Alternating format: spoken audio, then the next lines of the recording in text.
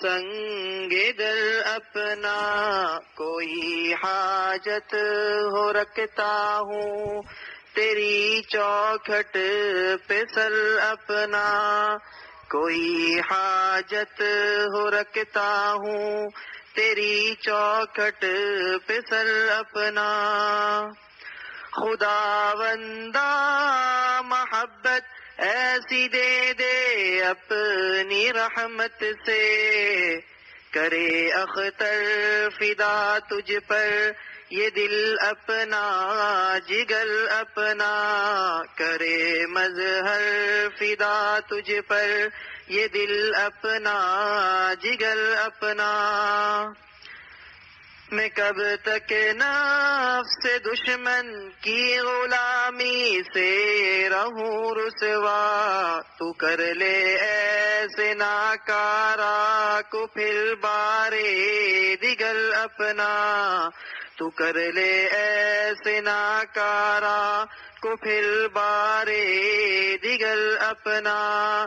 الہی اپنی رحمت سے تو کر دے باخبر اپنا، نہ انجم ہے ہمارے اور نہ یہ شمس و قمر اپنا، چھڑا کر غیر سے دل کو تو اپنا خاص کر ہم کو، چھڑا کر غیر سے دل کو تو اپنا خاص کر ہم کو، تو فضل خاص کو ہم سب پہ یا رب عام کر اپنا، تو فضل خاص کو ہم سب پہ یا رب عام کر اپنا۔ الہی اپنی رحمت سے تو کر دے باخبر اپنا، بفیض مرشد کامل تو کر دے ہنس زاغوں کو، کہ وقف خانقاہ شیخ ہے قلب و جگر اپنا، کہ وقف خانقاہ شیخ ہے قلب و جگر اپنا۔ مکتا ہے تغافل سے جو کی توبہ تو ان کی راہ میں اختر، تغافل سے جو کی توبہ تو ان کی راہ میں مظہر، ہمتن مشغلہ ہے ذکر کا شام و سحر اپنا، ہمتن مشغلہ ہے ذکر کا شام و سحر اپنا۔ الہی اپنی رحمت سے تو کر دے باخبر اپنا، نہ انجم ہے ہمارے اور نہ یہ شمس و قمر اپنا، سوا تیرے نہیں ہے کوئی میرا سنگ در اپنا، کوئی حاجت ہو رکھتا ہوں تیری چوکھٹ پہ سر اپنا۔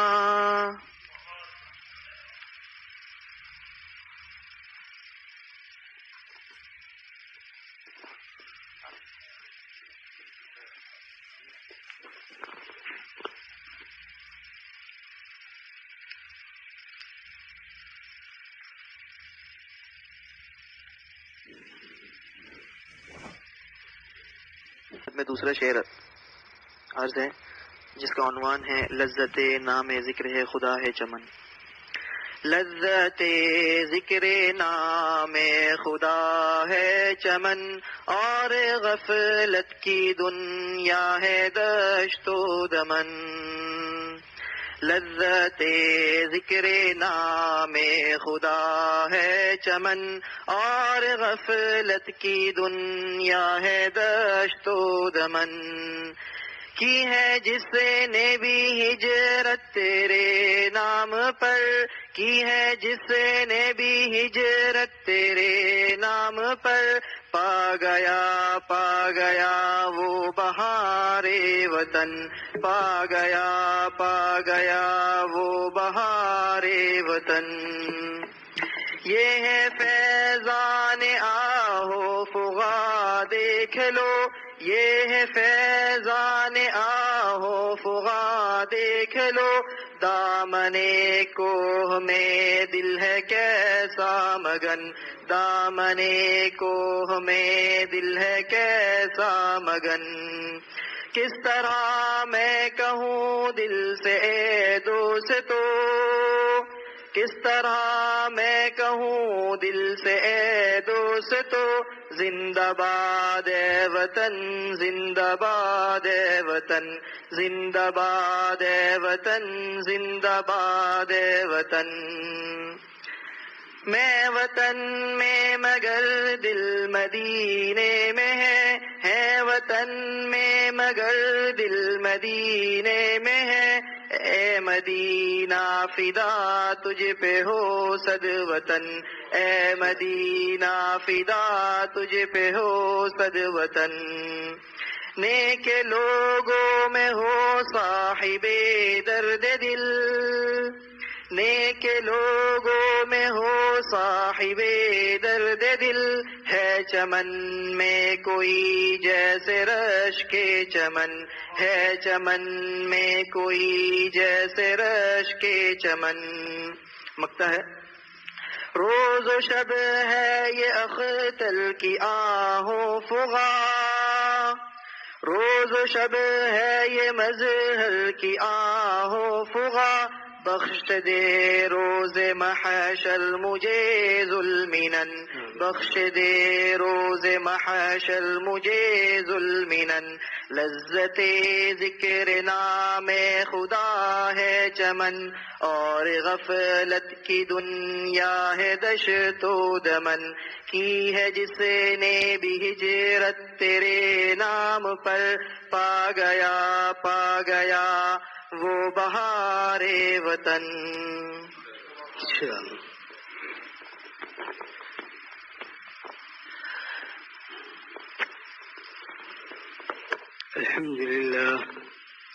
الحمد لله وكفى على عباده الذين اصطفى، أما بعد فأعوذ بالله من الشيطان الرجيم، بسم الله الرحمن الرحيم، قل أطيعوا الله والرسول۔ اللہ رب العزت نے امر سے حکم دیا کہ اللہ اور اس کے نبی کی اتباع کرو، ما آتاکم الرسول فخذوه وما نہاکم عنہ فانتہوا، میرا رسول جس کام کے لیے تمہیں کہے اس پر عمل کرو، اور جس کا کام سے روک دے اس کام سے رک جاؤ۔ بھائی موبائل جیب کے اندر رکھو یا باہر چلے جاؤ آپ،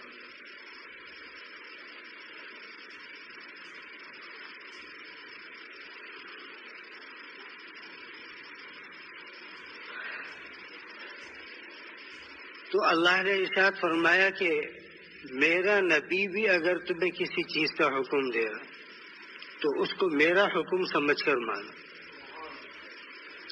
اور جس چیز سے میرا نبی روک رہا ہے تو سمجھو اللہ تعالیٰ اس کو روک رہا ہے۔ یہ سرکار دو عالم صلی اللہ علیہ وسلم کی عظمت کو بیان کیا گیا کہ تمہارے اندر ہم نے ایسا نبی مبعوث کیا ہے کہ اس کی زبان سے نکلے ہوئے الفاظ وہ ہماری ہی زبان کے ترجمان ہوتے، لہذا نبی کو ہلکا نہ سمجھو۔ جنہوں نے آپ علیہ الصلوۃ والسلام کو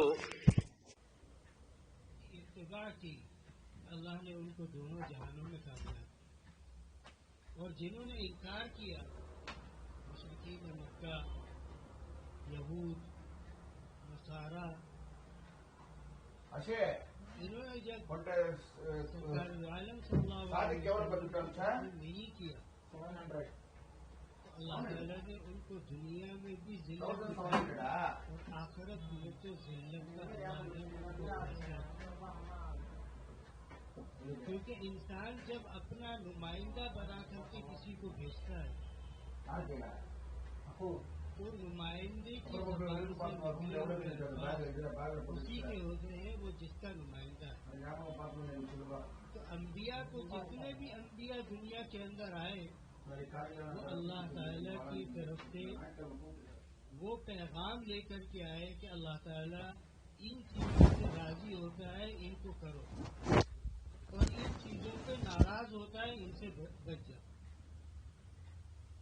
آج ہم ہمارے دماغوں میں یہ اولاً دین کے بارے میں کوئی معلومات ہی نہیں.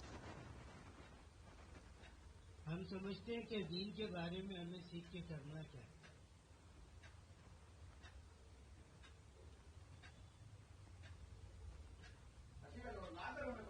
دین کے بارے میں ہمیں سیکھ کر کرنا کیا ہے, ہمیں کیا ضرورت پڑی.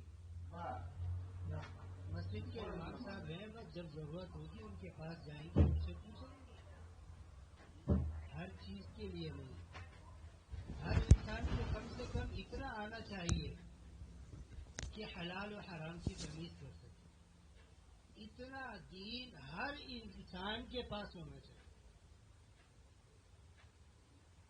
جو کالج اور یونیورسٹیوں میں پڑھ رہے ہیں وہ کہتے ہیں کہ سرکار دو عالم صلی اللہ علیہ وسلم کا فرمان ہے اطلب العلم ولو بالسین. علم سیکھو چاہے تمہیں چین تک جانا پڑے. اصل یہ حدیث انتہائی ضعیف ہے. جس طرح کے ہمارے یہاں کے لوگ احادیث کے بارے میں, احادیث تو دور کی بات ہے, لوگوں کو یہ بھی معلوم نہیں ہے کہ استنجا کس طرح کرنا. آپ ایئرپورٹوں پر جائیں, وہاں پر WC بھی ہے, کھڑے ہونے والے بھی ہے, لوگ کھڑے پوچھ رہے ہیں, سب باتیں بھی کر رہے ہیں اسی کے دوران. تو ہماری زندگیوں سے وہ چیز نکال دی گئی جو صحابہ اکرام نے رسول اللہ صلی اللہ علیہ وسلم سے اخذ کی. آج بیٹھ کر کھانا کھانے والے کو لوگ بیوقوف سمجھتے ہیں اور کھڑے ہو کر کے کھانے والے کو کیا سمجھتے ہیں, صاحب بڑا آدمی ہے, بیٹھ کر نہیں کھڑے ہو کر کے کھاتے. تو پھر معتدی کر کھڑے ہو کر کے. تو آپ اللہ نے نبی علیہ الصلوۃ والسلام کو نور بنا کر کے نہیں بھیجا بلکہ بشر بنا کر کے بھیجا. ما كان محمد ابا احد من رجالكم ولكن رسول الله وخاتم النبيين. ختم کہتے ہیں مہر کو. جب کوئی انسان کسی سرکاری دفتر میں جاتا ہے کام کرانے کے لیے تو اس کو آخری میں کیا ہے, حکومت کی طرف سے مہر لگا کے دی جاتی ہے کہ یہ کاغذ جو اس کو دیا جا رہا ہے یہ بالکل صحیح ہے. تو اسی طرح اللہ تعالیٰ نے 1.25 لاکھ انبیاء میں سے رسول اللہ صلی اللہ علیہ وسلم کو منتخب کیا اور فرمایا یہ آخری نبی ہے, آپ کے بعد کوئی نبی نہیں. بھائی پیچھے فالتو پنکھے نہ چلائے, جن کو گرمی لگ رہی ہے وہ آگے آ کے بیٹھے.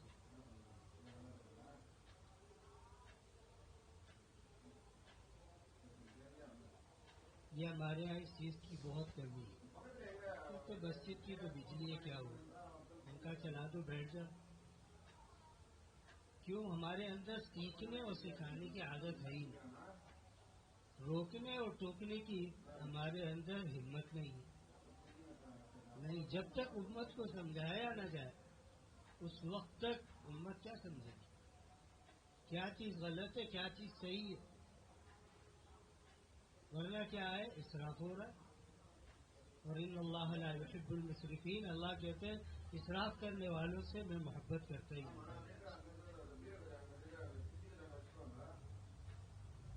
ایک پنکھے کے نیچے 2 آدمی 3 آدمی کھڑے ہو سکتے نہیں. ایک اگر کھڑا ہوگا تو دوسری صف میں جا کر الگ پنکھا چلائے گا, وہاں بیٹھے گا. یہ سب کیا ہے, اسراف کے اندر شامل ہے. دین ادب سے آیا ہے. اسی لیے لکھا ہے فقہاء نے کہ انسان اگر نہر پر بھی وضو کرے تو اس کے لیے پانی گرانا جائز نہیں ہے. حالانکہ نہر کتنی بڑی ہے, دریا کتنا بڑا ہے, کہا اس پر بھی پانی بہانا جائز نہیں ہے، اتنے پانی سے وضو کرے جس سے اس کا وضو فرض ادا ہو جائے. دیکھیے ہماری عادت بن چکی ہے. تو اللہ رب العزت نے رسول اللہ صلی اللہ علیہ وسلم کو جب مبعوث کیا آپ پر مہر لگا کہ آپ کے بعد کوئی نبی نہیں. جب نبی نہیں آئے گا تو ظاہر سی بات ہے کہ نبی نے صحابہ کرام کو کچھ نہ کچھ تو سکھایا ہی تھا. وہ ہمیں ملتا ہے صحابہ سے، ازواج مطہرات سے، کہ رسول اللہ صلی اللہ علیہ وسلم کا گھر میں داخل ہونا کیسا تھا، آرام کرنا کیسا تھا، اپنی بیویوں کے ساتھ معاملات کیسے تھے، اللہ کے نبی علیہ الصلوۃ والسلام بچوں کے ساتھ کس طرح پیش آتے تھے. یہ تمام چیزیں ہمیں ملتی ہیں ازواج مطہرات سے. اور رسول اللہ صلی اللہ علیہ وسلم نے کی جو باہر کی زندگی ہے وہ ہمیں ملتی ہے صحابہ کرام رضوان اللہ علیہ اجمعین. لہذا اگر خدا نخواستہ کوئی انسان اس ربط کو توڑ دے تو ہمارا دین ہی خالص نہیں ہو. ہمیں معلوم ہی نہیں کہ ہم نے تھوڑی دیکھا کہ اللہ کے نبی علیہ الصلوۃ والسلام کس طرح چلتے تھے، بچوں کے ساتھ آپ کا کیا معاملہ تھا.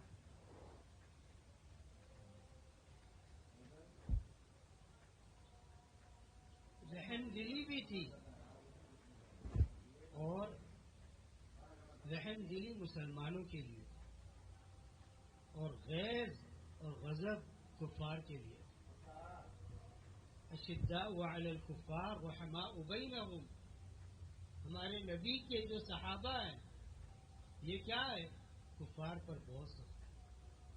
سعد بن ابی وقاص رضی اللہ تعالیٰ عنہ کو جب شام کی طرف بھیجا گیا لڑنے کے لیے تو سعد بن ابی وقاص رضی اللہ تعالیٰ عنہ کو انہوں نے جب پڑاؤ ڈالا وہاں کی حالت کو ختم ہوئی، اس نے کہا یہ ہم سے لڑنے آیا، پاؤں میں چپل نہیں ہے، کپڑے صحیح نہیں ہیں، بس خالی تلواریں اٹھا کر کے انہوں نے کیا سمجھا کہ ہم فتح کر لیں گے. انہوں نے حضرت سعد بن ابی وقاص کے پاس پیغام بھیجا کہ اپنا کوئی قاصد مجھ تک بھیجے، میں اس کو بتاتا ہوں. حضرت سعد بن ابی وقاص رضی اللہ تعالی عنہ نے قاصد کو بھیجا، اور جب قاصد داخل ہوا کفر کے محلات کے اندر اس نے دیکھا کہ عجیب حال ہے، یہاں ہر چیز موجود ہے لیکن متاثر نہیں ہوا. جو کفر کی طرف سے بادشاہ تھا اس کے برابر میں جا کے بیٹھا. کفار کو یہ برا لگا. انہوں نے کہا کہ تمہاری حیثیت کیا؟ تم نے جب ہم بات کریں پھر اس کے بعد بات ہو. کیا تم نے مجھے بلایا تھا؟ ہمارے امیر نے مجھے قاصد بنا کر بھیجا ہے، بول کیا چاہتا ہے؟ اس نے کہا میں یہ چاہتا ہوں کہ اپنی جان بچا لوں، اور تمہیں میں ہر ایک کو 1,000 اشرفی سونے کی دیتا ہوں، یہاں سے چلے گا. اگر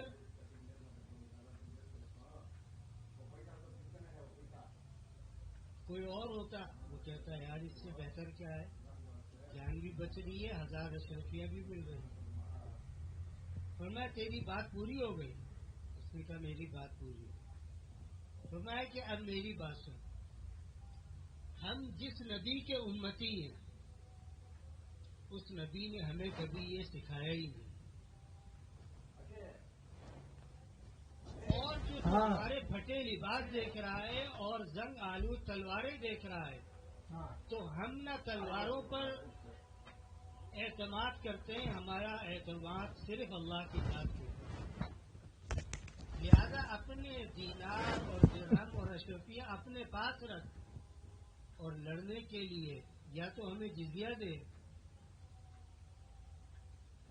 نہیں تو کل سے لڑائی کے لیے آ جانا میدان میں، پتہ چلے گا کیا ہوگا۔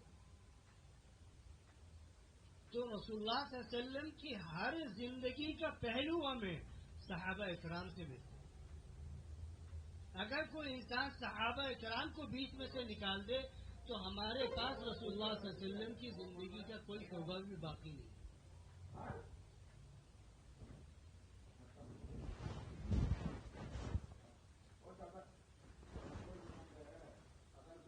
کیوں؟ اصل بعض لوگ نکال بھی دیتے کہا جی غلط ہے۔ تو جب اللہ کے نبی کا دین ہے ہم تک پہنچانے والے، اگر وہ امین نہیں ہے، اس کی مثال ایسی ہے کہ آپ نے اپنی دکان پر ایک ملازم رکھا، اس کو سارا کچھ سمجھایا، دیکھو یہ چیز اتنے کی ہے، یہ وہاں رکھیے، یہ یہاں رکھیے۔ آپ نے اس کو 3-4 مہینے خوب سکھایا، ایک دن کوئی آدمی آیا اور اس کو اس چیز کا پتہ نہیں، غلطی ہو گئی تو وہ اس کی غلطی نہیں بتاتا، وہ کہتا ہے تجھے سکھایا کس نے؟ اگر صحابہ اکرام پر اعتراض کیا جائے تو رسول اللہ صلی اللہ علیہ وسلم پر اعتراض ہوتا ہے کہ جو صحابہ اللہ کے نبی کے ہاتھ پر ایمان لائے تھے ان کی تربیت اللہ کے نبی نے کیا کی؟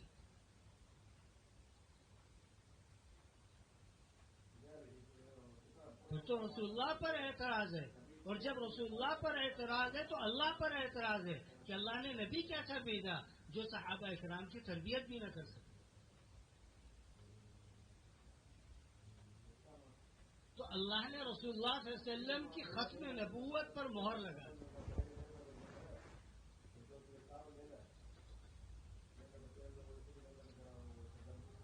جب رسول اللہ صلی اللہ علیہ وسلم کا آخری وقت تھا، آپ نے اسامہ ابن زید رضی اللہ تعالیٰ عنہ کو لشکر دیا تھا اور فرمایا جاؤ مسلمہ کذاب سے جہاد کرو اور قتل کر دو اس کو۔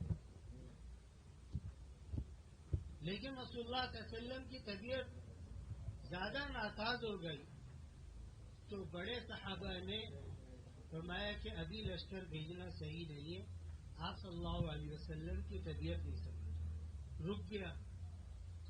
نبی علیہ السلام اس دنیا سے تشریف لے گئے۔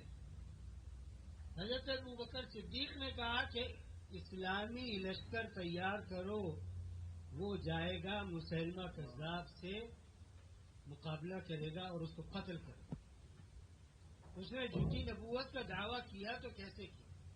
حضرت عمر کہنے لگے ابوبکر اگر یہ لشکر چلا گیا تو مدینہ تو خالی ہو جائے گا، پھر ہم کیا کریں گے؟ کوئی دشمن آ جائے۔ حضرت ابوبکر صدیق رضی اللہ تعالی عنہ نے فرمایا عمر زمانے جاہلیت میں تو بڑا دلیر تھا، اسلام لانے کے بعد ایسی بات کر رہا ہے۔ اور مسجد کے اندر کہا، فرمایا اگر کوئی نہ نکلا تو ابوبکر اکیلا جائے گا لڑنے کے لیے۔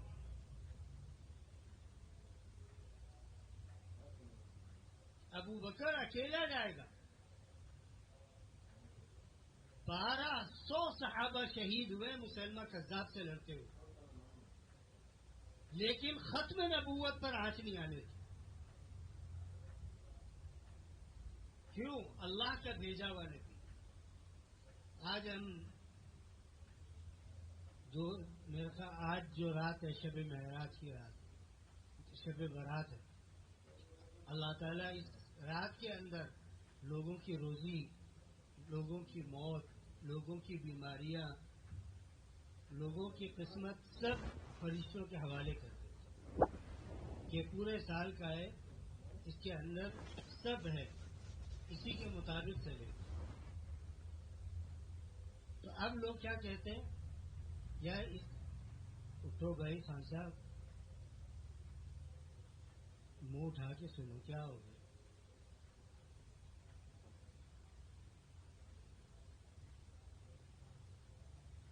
شب برات آ رہی ہے، آج کی رات بڑی رات ہے، عبادت کرنی چاہیے۔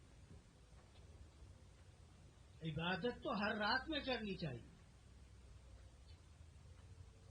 ہاں شب برات کے اندر اتنا حکم ضرور ہے کہ 2 رکعت 4 رکعت پڑھے، دعا کرے اللہ سے کہ اللہ آنے والے سال میں اگر میرے لیے کوئی خراب چیز لکھی ہے، اللہ اس کو مٹا کر کے اپنی تقدیر اور اپنے حکم سے اس کو وہاں سے ہٹا کر اچھائی لکھ دے، خاتمہ بالخیر لکھ دے۔ ہم مانتے ہیں دنیا، اللہ فرماتے دنیا کیا ہے؟ میں اگر اس کی حقیقت ایک مچھر کے پر کے برابر بھی ہوتی نا، میں کسی کافر کو پانی بھی نہ کرتا۔ تم کس چیز میں گھس رہے ہو؟ سوچو، خیال کرو۔ تمہیں اس چیز کے اوپر ناز ہے کہ ہمارے کپڑے اچھے ہیں، تمہیں اس چیز پر ناز ہے کہ ہماری گھڑی 10 لاکھ روپے کی گھڑی ہے۔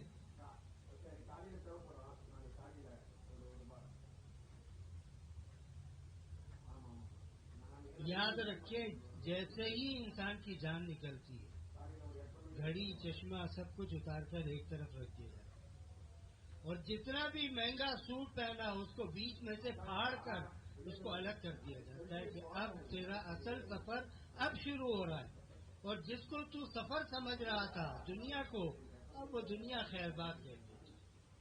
اور یہ دنیا اتنی اس کے اندر اللہ تعالیٰ نے ایسی چیز رکھی ہے کہ مرنے کے بعد بھائی بہن ماں باپ کتنی اولاد سے محبت کرتے ہوں، لیکن قبر میں اترنے کے لیے تیار نہیں۔ اترے گا کوئی؟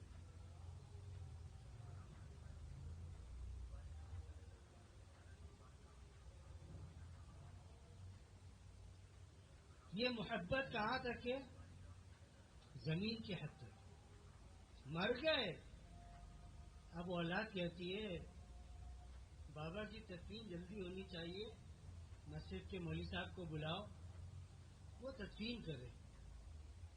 اللہ کے بندے، تو خود مسلمان ہے، کس زبان سے تو اپنے آپ کو مسلمان کہہ رہا ہے کہ تو اپنے باپ کو قبر میں نہیں اتار سکتا، اپنے باپ کی لاش کو تو غسل نہیں دے سکتا، تجھے اس کی نہیں معلوم ہے، اور اگر تجھ سے دنیا کے بارے میں پوچھا جائے تو تو ایک ہفتہ پہلے کی بھی خبریں، پورے ہفتے کی ساری خبریں تو سنا دے گا۔ تو نے دین میں سیکھا کیا ہے؟ پھر بھی کیا کہتے ہیں؟ ہم تو مسلمان ہیں۔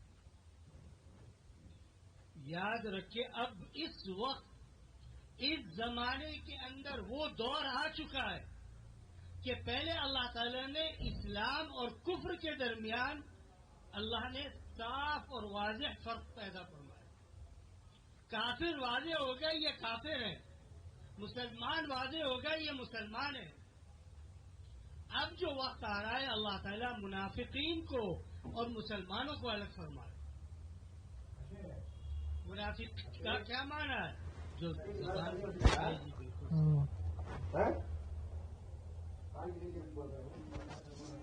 وَإِذَا قِيلَ لَهُمْ آمِنُوا كَمَا آمَنَ السُّفَهَاءُ، جب منافقین کو دین کی دعوت دیتی ہے کہتے ہیں ہم ان بیوقوفوں کی طرح دین کی دعوت قبول کریں گے۔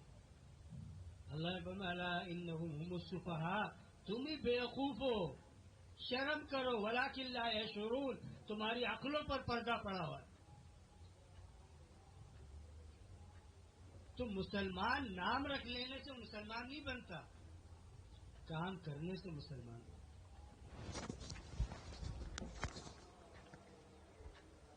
اور کام جو رسول اللہ صلی اللہ علیہ وسلم نے حکم دیا ہے اس حکم کی تابع داری کرے، اس کے اوپر عمل کرے۔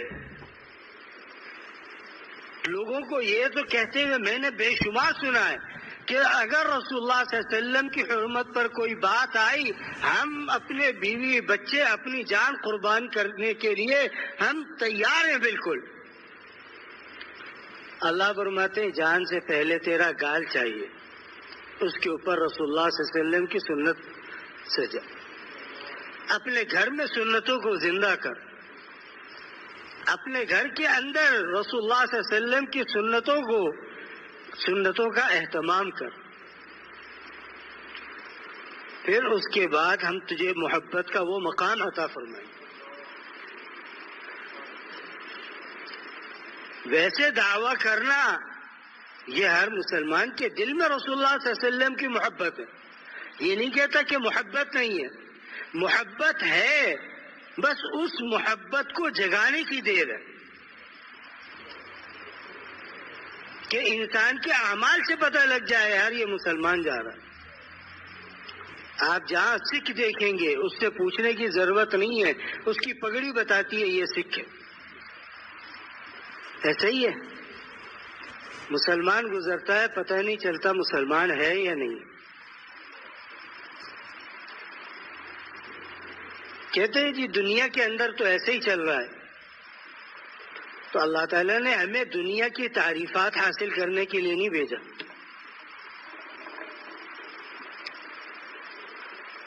دنیا کی تعریفات حاصل فرمایا کہ تم جاؤ دنیا کے اندر، آخرت میں جتنا آرام چاہتے ہو اتنا دنیا سے کما کر کے لیا. لیکن آخرت کو کمانا فرمایا کوئی مشکل نہیں ہے. اللہ والوں کی صحبت میں رہو، آخرت کی فکر خود لاحق ہو جائے گی. کیوں؟ آخرت کی زندگی ابدی ہے، آخرت کی نعمتیں ابدی ہیں. دنیا کی زندگی بھی ابدی نہیں ہے، اس کی نعمتیں بھی ابدی نہیں ہیں.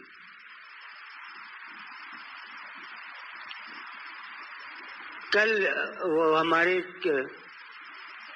مولانا ارشاد صاحب رحمت اللہ علیہ کے ساتھی ہے، وہ امریکہ میں ہوتے، تو انہوں نے مجھے فون کیا کہ ہم لوگ تو بڑی مشکل میں ہیں، اس وقت یوکرین اور روس کی جنگ ہو رہی ہے اور ہم پھنس گئے یہاں پر. تو ہمارے یہاں پیٹرول اس وقت $4 فی لیٹر چل رہا ہے. میں نے کہا اللہ کرے $12 ہو تاکہ تمہیں سمجھ تو آئے دارالکفر میں رہنے کی سزا کیا ہے. 12 ہو 16 ہو ہمیں کیا ہے. کیوں؟ ظلم کم کیا انہوں نے. دنیا کے اندر جتنا ظلم انہوں نے بچایا ہے کسی نے نہیں کیا. آج پھر بھی لوگ مسلمانوں کو شدت پسند کہتے ہیں. صاحب مسلمانوں کی سوچ محدود ہے. مسلمان کی سوچ وہی ہے جو رسول اللہ صلی اللہ علیہ وسلم کی سوچ تھی. یاد رکھو، اگر آپ کو کوئی شخص یہ کہتا ہے کہ تم شدت پسند ہو، تمہارے اندر یہ چیز ہے، تو کہو جب میرے نبی نے مجھے یہ سکھایا ہے تو بولنے والا ہے کون؟ اگر تو اتباع کرتا ہے نبی کی کر، نہیں کرتا مت کر، مجھے ٹوکنے کی تجھے ضرورت نہیں ہے. جب کوئی انسان آپ کے گھر میں بغیر اجازت آ جائے آپ کیا کہتے ہیں؟ کس نے اجازت لی؟ کیوں غصہ؟ تو جب تیرے دین پر کوئی بات کرے تو کیا ہے؟ سامنے سے کہو میرے نبی کا حکم یہی تھا، جو میرے نبی نے مجھے سکھایا، لہذا میں اس کو کیسے چھوڑ دوں؟ خود قرآن نے کہا ما آتاکم الرسول فخذوہ وما نہاکم عنہ فانتہوا. تو آج ہم دین کو سیکھتے ہی نہیں ہیں. نہ نماز یاد ہے، نہ روزہ میں یاد ہے، نہ حج یاد ہے، نہ زکوٰۃ کے بارے میں یاد ہے. آج لوگ زکوٰۃ تو نکال رہے ہیں. میں ایک عام بات کہہ رہا ہوں، رمضان کا مہینہ آ رہا ہے، غور سے سنو اس بات کو کہ لوگ زکوٰۃ تو نکال رہے ہیں. زکوٰۃ نکالنا یہ الگ فرض ہے، اور زکوٰۃ کو زکوٰۃ کے مستحق تک پہنچانا یہ الگ فریضہ ہے. یہ نہیں کہ آپ کے گھر کے سامنے ایک آیا اس نے رونا شروع کیا، آپ نے کہا لے بھائی 10 لاکھ میری زکوٰۃ ہے، یہ تو رکھ لیجیے، وہ خود صاحب زکوٰۃ ہو گیا. اب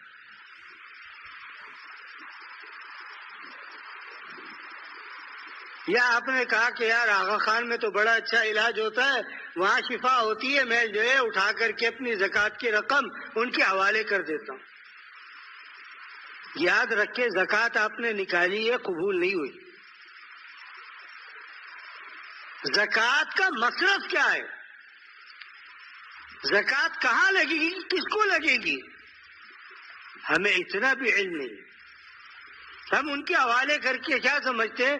بس بھائی ہم نے دے دی الحمدللہ. ہمارے پاس اتنا وقت نہیں ہے کہ ہم کسی غریب کے پاس جاتے. جاؤ غریبوں کے حالات دیکھو، خود اپنی آنکھوں سے دیکھو. خالی مال دے دینے سے زکوٰۃ ادا نہیں ہو جاتی جب تک اس کی جگہ پر اس کو نہ پہنچایا جائے.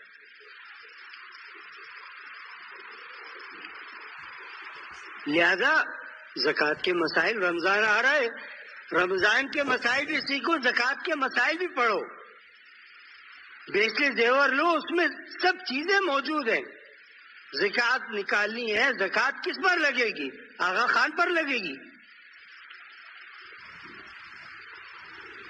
کہ جو کافر ہیں سارے. کوئی ایک شخص یہاں پر مجھے ہاتھ اٹھا کر کہتے میں آغا خان میں گیا تھا اور 1 ہفتہ میں نے علاج کرایا، انہوں نے میرا علاج فری میں کیا.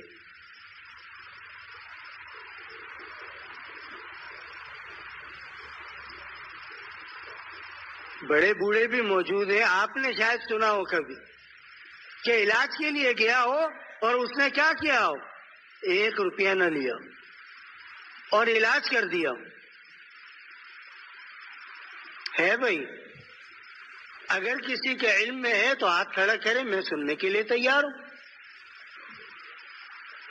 کیوں؟ ان کا مصرف کیا ہے کہ اپنے نوٹ سے نوٹ کو ڈبل کرنا. یہاں غریب آتے ہیں میں خود واللہ اس بات کا شاہد ہوں کہ آج سے تقریباً 12 یا 14 سال قبل میرا ماموزاد بھائی اسپتال میں تھا، آغا خان میں، تو میں چلا گیا وہاں. جب میں واپس نکلنے لگا تو ایک آدمی پکی عمر کا وہ بیٹھا ہوا رو رہا تھا. تو میں ایسے ہی اس کے پاس چلا گیا. میں نے کہا تم کیوں رو رہے؟ اس نے کہا میرا بچہ بیمار تھا، میں نے ہر جگہ علاج کرایا، شفا نہیں ہوئی. لوگوں نے کہا آغا خان لے جاؤ، وہاں شفا ہو جائے گی. میں یہاں لے آیا اور یہاں وہ ایسا ہوا کہ اللہ کی طرف سے اس کا بلاوا آ گیا، وہ چلا گیا اور اب 2.5 لاکھ روپے میرا بل ہے. کہتے ہیں اگر لاش لینی ہے تو 2.5 لاکھ جمع کرا دو، لاش دے دیں گے ورنہ ہم خود دفنا دیں گے. اور میں نے کہا اچھا آپ کرتے کیا ہو؟ کہا سبزی کا ٹھیلا لگاتا.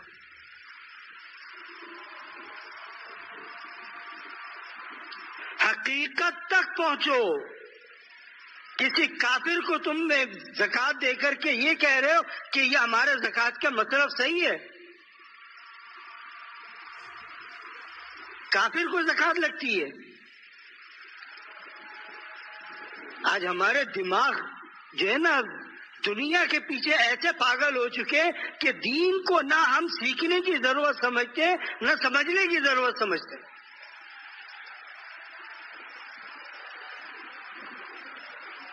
بھائی زکوٰۃ نکالو، ڈھونڈو مصرف زکوٰۃ. مصرف زکوٰۃ ہے کیا کہ میں کن لوگوں تک زکوٰۃ پہنچاؤں، میری زکوٰۃ ادا ہو جائے. علماء کے پاس جائے، وہ آپ کو بتائیں گے. بالکل آج کل لوگ کہتے ہیں مولوی بڑے سخت ہوتے ہیں. تو ظاہر سی بات ہے کہ اگر آپ کا بچہ آپ کے گھر میں چوری کرے تو آپ بھی تو اس کو مارتے ہیں، اور بچہ کہے میرا باپ تو بڑا سخت ہے. لوگ کیا کہیں گے؟ بیٹا تجھے مارا ہی اسی لیے تو چوری کر رہا تھا کہ تو صحیح ہو جائے. تو علماء اگر ڈانٹتے ہیں تو کیا ہے، سنو اس کو. تمہاری عزت کے اندر کمی ہو رہی ہے. بولو بھائی، عزت میں کمی ہو رہی ہے. لوگ کہتے ہیں مولوی تو دین کے ٹھیکیدار ہیں، بس ان کے پاس کیا کہنا ہے. بس حضرت معتقی صاحب دامت برکاتہم نے کیا فرمایا؟ تو میں مولوی دین کا ٹھیکیدار نہیں، چوکیدار ضرور ہے. مولوی دین کا ٹھیکیدار نہیں، چوکیدار ضرور ہے. اندر کوئی چیز غلط آنے نہیں دے گا اور کوئی اچھی چیز باہر جانے نہیں دے گا.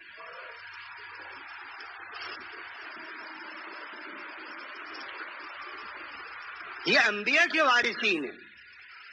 اگر ڈانٹ کھا بھی لے تو کیا ہوگا؟ اللہ اس پر بھی اجر عطا فرمائے.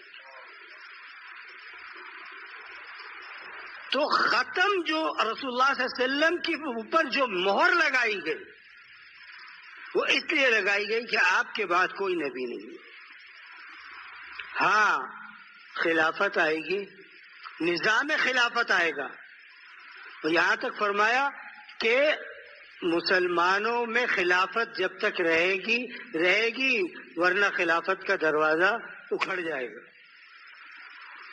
حضرت عمر تک جب یہ حدیث پہنچی اور حضرت عمر حاکم تھے، حضرت عمر نے پوچھا رسول اللہ صلی اللہ علیہ وسلم نے کیا فرمایا تھا کہ وہ دروازہ توڑا جائے گا یا خود بخود گر جائے گا؟ کہا اللہ کے نبی نے فرمایا تھا توڑا جائے گا. حضرت عمر نے فرمایا میری شہادت پکی ہے. عمر کی شہادت پکی ہے. تو صحابہ اگر موت کا سنتے تھے ان کے دل کیا تھے کہ وجہ کیا تھی؟ اللہ سے تعلق تھا. اور کوئی انسان اپنے محبوب سے ملنے کو ناگوار نہیں سمجھتا. ناگوار سمجھتا ہے. وہ کیا کہتا ہے یار میری جلد سے جلد ملاقات ہو. تو جس نے اپنی فائل سیدھی کی ہوئی ہے وہ کہتا ہے اللہ میں ملنا چاہتا ہوں تجھ سے. اور جس انسان کا موت کا نام سن کر چہرہ بالکل اتنا سا ہو جائے مطلب کیا ہے؟ فائل صحیح نہیں ہے تیری. تجھے خود پتا ہے کہ میں کیا عمل کر رہا ہوں اور وہاں جاؤں گا تو پکڑ ہوگی. تو کیا پکڑ ہوگی؟ ان بطش ربک لشدید. اللہ فرماتے ہیں کہ تمہارے رب کی پکڑ بہت سخت ہے، اس سے بچ کر رہو. ألم تر كيف فعل ربك بعاد إرم ذات العماد. تو میں تم نے قوم عاد کا حال نہیں دیکھا، قوم سمود کا حال نہیں دیکھا، قوم صالح کا ہاتھ نہیں دیکھا. قوم صالح میں قتل اونٹنی کو قتل کرنے والا ایک شخص تھا، لیکن عذاب جب آیا ہے تو جتنے لوگ اس کے اندر حضرت صالح علیہ السلام کو نہ ماننے والے تھے سب کو اللہ نے ہلاک کیا.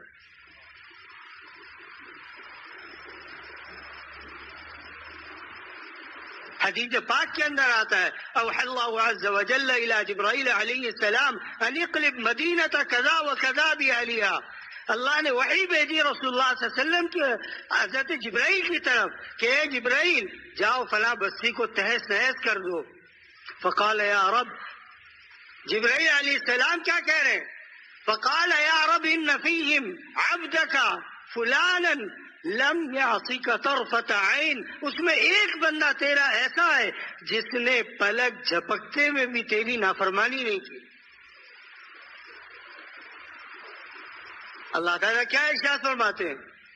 تو میں اس کو بھی ہلاک کر دو، کیونکہ جب وہ میری نافرمانی دیکھتا تھا اس کے دل میں غم نہیں ہوتا. اس کو بھی ہلاک کر دو.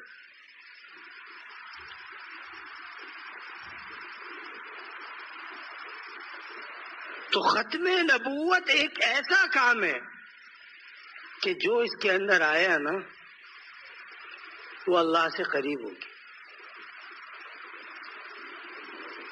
لہذا رسول اللہ صلی اللہ علیہ وسلم کی ختم نبوت اس کے محافظ، اس کی حفاظت کے لیے اللہ نے بہت پیدا کیا. اگر ہم پیچھے ہٹ جائیں گے اللہ کسی اور کو آگے لائے گا، وہ بھی پیچھے ہٹے گا اللہ کسی اور کو آگے لائے گا. جب ابرہا نے مکے کے اوپر حملہ کیا تو رسول اللہ صلی اللہ علیہ وسلم کے والد حضرت عبداللہ کے اونٹ انہوں نے کہا لیا ادھر. حضرت عبداللہ گئے اور کہا کہ میرے اونٹ کہاں ہیں؟ انہوں نے کہا تجھے اونٹ کی فکر ہے، اپنے علاقے کی فکر نہیں ہے، بیت اللہ کی فکر نہیں ہے جس کو ہم ڈھانے آئے. اس نے کہا جو میرا مال ہے اس کی فکر مجھے ہے، وہ جس کا گھر ہے وہ اپنی فکر خود ہی کر لے گا، اس کو خود ہی بچا لے گا. اپنے اونٹ لے کر کے واپس آ گئے. اللہ تعالیٰ نے ابابیلوں سے کام لیا، ہاتھی کا سر پڑ گیا.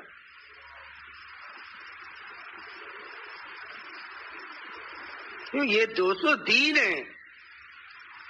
سیکھو، مسائل سیکھو، علماء کی صحبت کے اندر بیٹھو. جب تک آپ علماء کی صحبت کے اندر بیٹھیں گے دین کے مسائل سیکھیں گے، پوچھیں گے کہ مجھے وضو کرنا نہیں آتا، کس طرح وضو کیا جاتا ہے، سنت کے مطابق رسول اللہ صلی اللہ علیہ وسلم کا کیا طریقہ تھا کہ میں وضو اس طرح کروں، میں نماز اس طرح پڑھوں کہ جیسا رسول اللہ صلی اللہ علیہ وسلم نے پڑھی. آپ کو خود سیکھنے کو ملے گا. نقش قدم نبی کے ہیں جنت کے راستے. دادا جان رحمۃ اللہ علیہ تو چلے گئے دنیا سے، لیکن یہ ایک شعر ہی ایسا چھوڑ گئے کہ دنیا کے اندر انسان بڑی بڑی مساجدوں کے اندر گیا اور وہاں یہ شعر لکھا ہوا تھا کہ نقش قدم نبی کے ہیں جنت کے راستے، اللہ سے ملاتے ہیں سنت کے راستے. رسول اللہ تک پہنچنا ہے اور میں رسول اللہ کے قدموں کے اوپر چلتے آئے. رسول اللہ صلی اللہ علیہ وسلم کی اتباع کرو. جب اتباع کرو گے تو اللہ تعالیٰ تمہاری حفاظت فرمائیں گے. اللہ تعالیٰ آج ہمیں ان چیزوں کے، آج ہمیں زمانے سے شکایت ہے. سب کیا کریں، زمانہ بڑا خراب آ گیا. یاد رکھے زمانہ نہیں تبدیل ہوا، تبدیل ہم ہوئے. رسول اللہ صلی اللہ علیہ وسلم کے زمانے میں جس وقت سورج نکلتا تھا آج بھی اسی وقت نکلتا ہے. اس زمانے میں جس وقت رات اندھیری ہوتی تھی آج بھی وہی اندھیری ہے. آج زمانہ خراب نہیں ہے، آج ہم تبدیل ہو گئے. ہم نے اپنی زندگی کا محور یورپ کو بنا لیا کہ صاحب یورپ میں ایسا ہوتا ہے لہذا ہم بھی ایسا ہی کریں گے. جب یورپ کے پیچھے بھاگے گا انسان تو کیا بچے گا؟ کچھ بھی نہیں بچے گا اس کے پاس. بچانا چاہتے ہو رسول اللہ صلی اللہ علیہ وسلم کہ سنتوں کو زندہ کرنا سیکھو. نکاح ہے، آج بھی یہ نہیں، نکاح ہے سنت کے مطابق کرو، خلاف سنت نہ کرو. نکاح مسجد کے اندر پڑھو. سمجھ لیں؟ پھر نکاح کے اندر ویڈیو، مووی، تصویریں، یہ سب کیا ہے؟ حرام ہے، حرام حرام. پھر کچھ دنوں کے بعد اللہ تعالیٰ جب مودت محبت نکال لیتے ہیں پھر آتے ہیں مولوی صاحب ابھی شادی ہوئی ہے 4 مہینے ہو گئے، ہم میاں بیوی میں بن نہیں رہی، کوئی تعویذ چاہیے. تعویذ اصل اس وقت تھا جب تو نکاح کر رہا تھا اور بیوی سے یہ کہتا کہ دونوں دین کے اوپر ثابت قدمی سے چلیں گے، اور گھر والے یہ فیصلہ کرتے کہ ہماری جو شادی ہے اس میں نہ مووی بنے گی نہ تصویر کھینچے گی، کچھ بھی خلاف شریعت نہیں ہوگا. آپ دیکھو دونوں میاں بیوی کس طرح خوش رہتے. حضرت مولانا قاسم صاحب نانوتوی رحمۃ اللہ علیہ جب عالم بن گئے تو بہت اعلیٰ حضرت کا مقام تھا، دارالعلوم دیوبند کے بانی تھے. ایک امیر زادے نے اپنی بیٹی کا رشتہ پیش کیا کہ آپ اس سے شادی کر لیں. حضرت کے علم کو، اخلاص کو اور تقوی کو دیکھتے ہوئے حضرت نے فرمایا کہ بھائی میں نہیں کر سکتا، میں غریب آدمی ہوں، آپ لوگ بہت امیر ہیں، میں یہ ان سب کو کر لوں گا. اس نے یہاں تک کہ اور بڑوں کو لے کر کے آیا اور کہا حضرت نانوتوی رحمۃ اللہ علیہ سے کہ آپ نکاح کریں. اب حضرت نے کہا اچھا بھائی جب بڑے کہہ رہے ہیں تو پھر کیوں انکار کرو. نکاح کر لیا. عورت تھی بڑے خاندان سے، وہ جب آئی تو سونے سے لدی ہوئی آئی تھی. حضرت گنگوئی نے فرمایا کہ بھائی دیکھو 2 چیزیں ہیں یہاں پر، تم امیر ہو اور میں غریب ہوں، تمہارا مقابلہ میں نہیں کر سکتا، اور یہ بھی ہے کہ میں اتنا امیر ہو جاؤں دنوں کے اندر، یہ ناممکن ہے. ہاں یہ ممکن ہے کہ تم اپنا زیور سارا اللہ کے راستے میں دے دو تو تم میرے جیسی بن سکتی ہو، ہماری زندگی ہنسی خوشی گزرے گی. اس زمانے کی عورتیں یہ نہیں، انہوں نے سارا زیور اتارا اسی وقت دے دیا. حضرت نانوتوی نے سارا سلطنت عثمانیہ کو بھجوایا. پھر ہمارے ہندوستان کے اندر یہ ہوتا ہے 3 دن کے بعد بیٹی کو گھر لے جاتے ہیں، 1-2 دن اس کو وہاں رکھتے ہیں. تو جب بیٹی گھر گئی اور باپ کی نظر پڑی. انہوں نے دیکھا میں نے تو سونے سے لاد کر بھیجا تھا، یہ خالی ہو کر کے آ رہی ہے. لیکن امیر سے انہوں نے پھر اتنا ہی سونا دیا. وہ لے کر آ گئی. حضرت نانوتوی رحمت اللہ علیہ نے پھر پوچھا کہ کیا کرنا ہے؟ تو میں جیسے آپ کہیں. آج تو کیا کہتے ہیں، شوہر بیوی سے کہتے ہیں جیسے آپ کہیں. جیسے آپ کہیں میں ویسے چلنے کے لیے تیار ہوں. بالکل اٹھا ڈنڈا اپنا سر پاڑ لے، شرم ہی نہیں ہے. تو فرمایا جیسے آپ کہیں. فرمایا کہ سارا سونا اللہ کے راستے میں صدقہ کرو. پھر اتار کر صدقہ کی.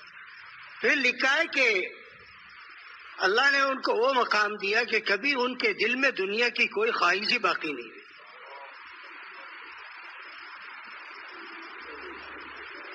فرماتی آخری دم تک مجھے کوئی شوق نہیں تھا کہ میرے ہاتھ میں زیور ہو، میرے گلے میں زیور ہو، میں ایسی ہوں، میں ایسی ہوں. حالانکہ میں بڑے گھرانے سے تھی، اگر باپ کو کہتی وہ اس کا دگنا سونا دے سکتا تھا، لیکن میرے دل سے دنیا کی محبت نکل چکی تھی.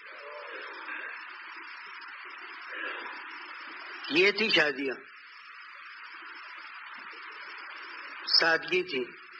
آج تو ڈھول بجانے والے اور شادیوں میں موویاں بنانے. بھائی کیوں بنا رہے ہو؟ مولانا کوئی روز روز شادی تھوڑی ہوتی ہے، یہ تاریخی لمحات ہیں جو ہم محفوظ کر لیں. اچھا بھائی تم محفوظ کر لے، کس کے لیے کر رہا ہے؟ ہماری آنے والی نسل جب وہ دیکھے گی کہ ہماری شادی ایسے ہوئی. میں نے کہا یقیناً وہ تجھے بولے گی ہمارے ماں باپ جاہل تھے، ایسے نہیں کیا ان لوگوں نے، ایسے ولیمہ کیا. نکاح ایک عبادت ہے، یاد رکھو. لوگ نکاح کو عبادت نہیں سمجھتے، لوگ نکاح کو کیا سمجھتے ہیں؟ خوشی کی چیز ہے. نکاح ایک عبادت ہے. جب تک انسان اپنی بیوی کے ساتھ رہتا ہے، طلاق نہ دے، تب تک فرشتہ اس کا ثواب دن رات لکھتا رہتا ہے. کیوں؟ نیکی و طاعت کے اندر ہے وہ. اور جب پھر وہ گانے بجانے، ڈھول ڈھمکے جب ہوتے ہیں، پھر اس کے بعد کیا ہوتا ہے؟ دیکھو مودت کہتے ہیں کہ اللہ تعالیٰ دونوں کے قلوب کو جوڑ دے. مودت کا معنی کیا ہے؟ کہ اللہ دونوں کے دلوں میں ایک دوسرے کے لیے محبت پیدا فرما دے. اور جب اللہ کی نافرمانی ہوتی ہے تو اللہ تعالیٰ بیچ میں سے محبت کو کھینچ لیتے. اب بیوی کہتی ہے تم کماتے ہی کیا ہو؟ اس نے کہا سب کچھ تو میں نے دیا ہے. آج جہیز کے جو تقاضے ہوتے ہیں حرام ہے، حرام. سادگی سے نکاح کرو. کیا رسول اللہ صلی اللہ علیہ وسلم نے شادیاں نہیں کی؟ کیا صحابہ اکرام نے شادیاں نہیں کی؟ کتابیں اٹھاؤ، سیرت مصطفیٰ اٹھاؤ، پڑھو اس کے اندر. قصص الانبیاء اٹھاؤ، اس کو پڑھو اس کے اندر کہ کس طرح نبی علیہ الصلوۃ والسلام نے شادی کی. لیکن آج ہمیں اس کی فکر نہیں ہے. ہم کہتے ہیں ہماری یادگار رہ جائے. اور لوگ ایسے اب ڈھیل ہو چکے کہ اگر کہو بھی کہ بھائی نہیں کھینچنی تصویر، پھر بھی وہ کسی کونے کھاتے سے نا کہتے ایک تصویر لے لے بس. یاد رکھو تصویر کھینچ رہے ہو، قیامت کے دن اللہ تعالیٰ اس کو سامنے کریں گے اور کہیں گے اس کے اندر جان ڈال. کیا کہا جائے گا؟ اس کے اندر جان ڈال. کہاں سے لائے گا جان؟ اپنی جان کی جس کو فکر ہوگی وہ دوسرے میں جان کہاں سے ڈالے گا؟ میں نے اپنے دادا سے خود سنا. فرمایا حضرت شاہ عبد الغنی صاحب پھول پور رحمۃ اللہ علیہ جب پاسپورٹ کے لیے تصویر کھنچواتے تھے تو حضرت اس وقت اپنے چہرے پر غم کے آثار ظاہر کرتے تھے. آج تو فوٹوگرافر کیا کہتا ہے؟ ہاں اسماعیل، لوگ ہنس رہے ہوتے ہیں تصویر کھنچوائی. تو میں حضرت کہتے تھے کہ بھائی ضرورت ہے، اور ضرورت کے اندر میں غم اس لیے ظاہر کرتا ہوں، اللہ اگر یہ مجھے اس کے بغیر کام ہوتا تو میں کر لیتا، لیکن اس کے بغیر کام نہیں ہو رہا، لیکن میں دل سے نہیں کر رہا، توعن اور کرہن کر رہا ہوں، دل سے میں اس کو برا سمجھتا ہوں۔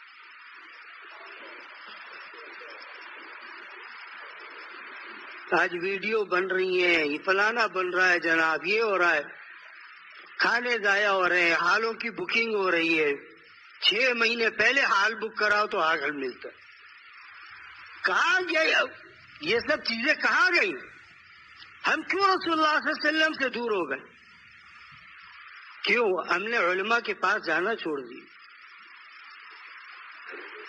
فاصلہ پیدا ہو گیا۔ یاد رکھو، جڑو۔ داڑھی نہیں رکھتے مت رکھو، ابھی پینٹ شرٹ پہننا نہیں چھوڑ سکتے، نہ چھوڑو، بیٹھو ساتھ، سنو، آہستہ آہستہ سب کام خود بخود ہو جائے گا، پھر آپ کو کوئی کچھ بھی کہے آپ کو کوئی اثر نہیں ہو۔ تو رسول اللہ صلی اللہ علیہ وسلم کی حرمت پر 1200 صحابہ نے جان دی۔ حالانکہ اصحاب بدرین جو تھے ان کا مرتبہ اونچا تھا، اصحاب بدرین کی ایک بڑی تعداد اس کے اندر شہید ہوئی ہے، لیکن حضرت ابو بکر نے فرمایا کہ اس فتنے کو جڑ سے اکھاڑنا۔ آج قادیانیت کا ترجمہ گھر گھر تقسیم کیا جا رہا ہے۔ میں یہ بات بس آخری بات کرتا ہوں، ختم کرتا ہوں۔ آپ کے گھر کے اندر کوئی شخص اگر قرآن لے کر کے آئے کہ آپ یہ ترجمہ لے لیں، اس کو مسجد کے اندر لے جا کر امام کو دکھاؤ کہ میرے گھر کے اندر ایک آدمی نے مفت میں آ کر یہ ترجمہ دیا ہے، یہ ترجمہ کس کا آئی ہے؟ اس کے اندر آپ کو معلوم ہوگا یہ ترجمہ، وہ آپ کو اگر وہ کہتے ہیں صحیح ہے تو اس کو پڑھو، اگر وہ کہتے ہیں اس کے اندر قادیانیت ہے تو اس کو فوراً نہ پڑھو۔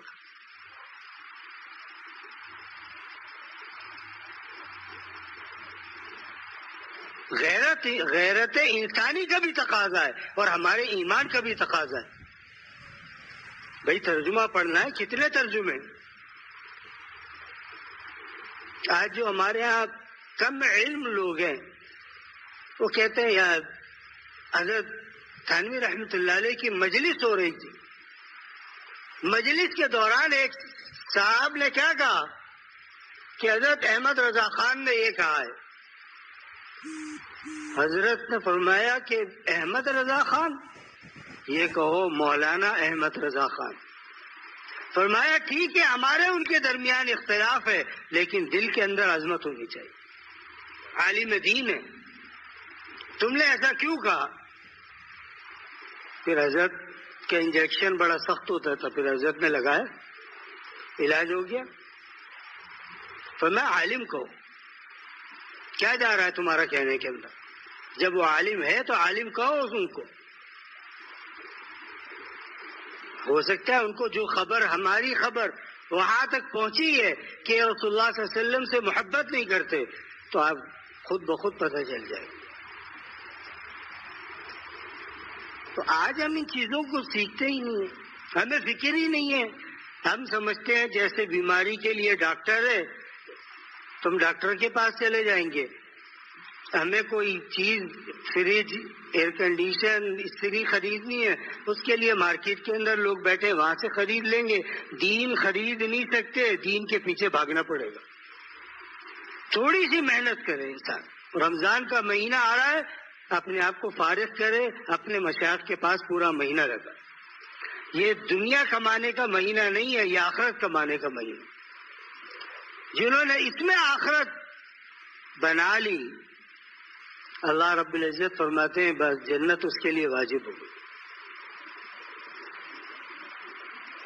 تو دوستو بس یہی باتیں تھی کہ رسول اللہ صلی اللہ علیہ وسلم کی اتباع کر، اتباع میں شرم نہیں آنی چاہیے کہ اتباع کرتے ہوئے کیا کہے یار ہمیں تو بڑی شرم آتی ہے، لوگ ہمیں عجیب عجیب نظروں سے دیکھتے ہیں۔ جب تم دنیاوی ایک لڑکی کے عشق میں مبتلا ہوتے ہو تو تمہیں شرم نہیں آتی کہ لوگ کیا سوچیں گے؟ یہ تو اللہ کی عشق ہے، رسول اللہ کا عشق ہے. اس کو اپنے اوپر نافذ کرنے سے کیوں شرم آتی؟ معلوم ہوا عشق ابھی خام ہے، پورا نہیں ہے، خالی زبان کی حد تک تو ہے. آج کے زمانے میں ہمیں یہ کیوں بتلانا پڑتا ہے کہ ہم عاشق رسول ہیں؟ ہماری ادا، ہمارا لباس، ہمارا رہن سہن یہ خود گواہی کیوں نہیں دیتا کہ زبان سے کہے بغیر کوئی کہہ دے یہ رسول اللہ صلی اللہ علیہ وسلم کا امتی.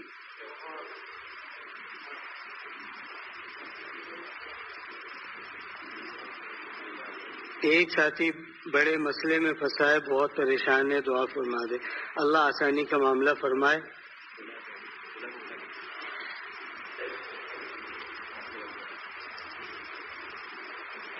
رمیل ول تنویر الدین جہاں بھی وہ آگے آ جائے. ایک طالب علم کی بھتیجی کی طبیعت ناساز ہے، اللہ تعالیٰ ان کو صحت عطا فرمائے. اور اہل و عیال کے لیے اسلام نے لکھا خاص طور پر دعا فرمائے، روزگار میں برکت کے لیے. اور عبد الرحمن کا حفظ عافیت سے مکمل ہو جائے، بیمار بہت ہونے لگے، اللہ ان کی تمام بیماریوں کو دور فرمائے اور سہولت اور آسانی کا راستہ بنائے. وعلیکم السلام ورحمۃ اللہ. وہاں سے ایک بھائی ٹوپی آیا آپ کے پاس، عبادت کے لیے آئے ہو، ٹوپی لا بھائی، ہے کسی کے پاس؟ ٹوپی دے دے بھائی. عمران بھائی چاول والے، ان کی طبیعت خراب ہے، اللہ ان کو شفا عطا فرمائے. محمد حسین شاہد کی طبیعت ٹھیک نہیں ہے، کل ہاتھوں کا آپریشن ہے، اللہ ہم سب کو شفا کاملہ عاجلہ مستمرہ عطا فرمائے. محمد اعظم خان، اللہ ان کو جلد سے جلد صحت عطا فرمائے، آنے والے تمام رکاوٹوں کو، تمام رپورٹس ایکس رے میں نارمل آئے، کوئی تشویش کی بات نہ ہو، اللہ ان کو بھی صحت عطا فرمائے. ایک صاحب نے لکھا ہے کہ بچوں کا دل پڑھائی میں لگا دیا ہے، ان کو نماز، اللہ ان کو نمازی پرہیزگار بنا دے، آمین. اللہ ہم سب کی اولادوں کو نیک اور پرہیزگار بنا. میری بہن بیٹی کی صحت کے لیے دعا کرے، میری بیٹی بھی بیمار ہے بھائی، اس کے لیے بھی دعا کرے، اللہ تعالیٰ اس کو بھی شفا عطا فرمائے. ایک صاحب نے لکھا ہے کہ میری بیٹی کے لیے دعا کروا دیجیے، وہ پورے سال بیمار رہی، کھانا پینا چھوڑ دیا، اللہ اس کو بھی شفا عطا فرمائے. ایک صاحب نے لکھا ہے کہ امتحانوں کے لیے دعا کریں، اللہ تعالیٰ تمام گناہوں سے بچنے کی توفیق عطا فرمائے، آمین. ایک صاحب نے لکھا ہے میرا بھائی شدید بیمار ہے، ڈاکٹر کہہ رہے ہیں سیریس کنڈیشن میں ہے، جگر خراب ہے، آپ اللہ سے دعا کریں، اللہ سب بیماریاں دور کرنے پر قادر ہے. رمیل، آپ کا نکاح مریم سے، دلہن کی طرف سے وکیل ہے، میں نام لوں گا جہاں بھی وہ ہاتھ اٹھا دیں. احمد رشید، آپ نے اجازت لی ہے؟ اسلم احمد قریشی، سلیم احمد قریشی، فیصل سلیم قریشی، گواہ تنویر الدین، عمران الدین. ٹھیک. الحمد لله وكفى وسلام على عباده الذين اصطفى، أما بعد، أعوذ بالله من الشيطان الرجيم. بسم الله الرحمن الرحيم. يا أيها الذين آمنوا اتقوا الله حق تقاته ولا تموتن إلا وأنتم مسلمون. وقال تعالى: يا أيها الناس اتقوا ربكم الذي خلقكم من نفس واحدة وخلق منها زوجها وبث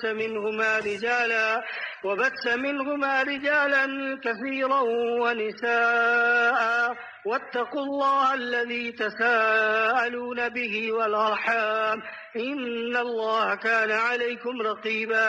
وقال تعالى: يا أيها الذين آمنوا اتقوا الله وقولوا قولا سديدا يصلح لكم أعمالكم ويغفر لكم ذنوبكم، ومن يطع الله ورسوله فقد فاز فوزا عظيما. وقال رسول الله صلى الله عليه وسلم: النكاح من سنتي وفي رواية فمن رغب عن سنتي فليس مني. وقال عليه الصلاة والسلام إن أعظم النكاح بركة أيسره مؤونة. بات خطبہ مسنونہ کے رمیل والتنویر الدین، ان کا نکاح مریم رشید بنت احمد رشید قریشی بوکالت احمد رشید قریشی، سلیم احمد قریشی، فیصل سلیم قریشی اور بشہادت تنویر الدین عمران الدین، حق مہر 50,000 روپے، سکہ رائج الوقت، نصف معجل اور نصف مؤجل، یعنی نصف نقد اور نصف ادھار. رمیل، میں نے آپ کا نکاح مریم رشید بنت احمد رشید قریشی سے کیا، کیا آپ نے ان کو اپنے نکاح میں قبول کیا؟ جی قبول ہے. بارك الله لك وعليك وجمع بينكما في الخير. اللهم صل وسلم على سيدنا مولانا محمد وعلى آله وصحبه اجمعین. اللہ ہمارے تمام گناہوں کو معاف فرما، اللہ رحم و کرم کا معاملہ فرما، اللہ فضل و عنایت و عافیت کا معاملہ فرما، اللہ رسول اللہ صلی اللہ علیہ وسلم کی سچی اطاعت کرنے کی توفیق عطا فرما، سچی محبت عطا فرما، اللہ دین پر استقامت نصیب فرما. اللہ جن لوگوں نے پرچے دیے اور جنہوں نے نہیں دیے، اللہ سب کی جملہ مشکلات کو آپ بخوبی جانتے ہیں، اللہ سب کی مشکلات کو دور فرما دے. ہماری زندگیوں میں اللہ ایک لمحہ بھی ایسا نہ ہو کہ ہم آپ کی ذات سے غافل ہو جائیں. اللہ اپنے دوستوں میں، اپنے پیاروں کی صفوں میں رحم فرماتے ہوئے ہمیں شامل فرما لیجئے. اللہ یہ نکاح جو سنت کے مطابق مسجد میں ہوا، اللہ اس نکاح کو بابرکت بنا، دونوں خاندانوں کے درمیان محبت قائم فرما، اس نکاح کو نیک اور صالح اولاد کا ذریعہ بنا. یا اللہ ان کے اولادوں میں بھی دین کو بیدار رکھ. اللہ ہمارے اور ہمارے گھر والوں سب کو دین پر اتباع سنت کی توفیق عطا فرما. اللہ رحم فرما، کرم فرما. اللہ پورے سارے عالم پر اپنی رحمتوں کی بارش فرما دے. جو بیمار ہیں ان کو شفا عطا فرما دے. الہ العالمین جو مقروض ہیں اپنے کرم سے ان کو قرضوں کی ادائیگی کے لیے اللہ غیب سے انتظام فرما. مسلمان پریشان ہیں مالی حالات میں، اللہ ان کے لیے کاروبار میں، تجارت میں، زراعت میں، معیشت میں، ایمان میں، ہر چیز میں برکت عطا فرما. اللہ ہر چیز میں برکت عطا فرما. ربنا آتنا فی الدنیا حسنہ وفی الآخرۃ حسنہ وقنا عذاب النار وادخلنا الجنة مع الابرار یا عزیز یا غفار. وصلی اللہم تعالی علی خیر خلقہ محمد وعلی آلہ وصحبہ اجمعین برحمتک یا ارحم الراحمین.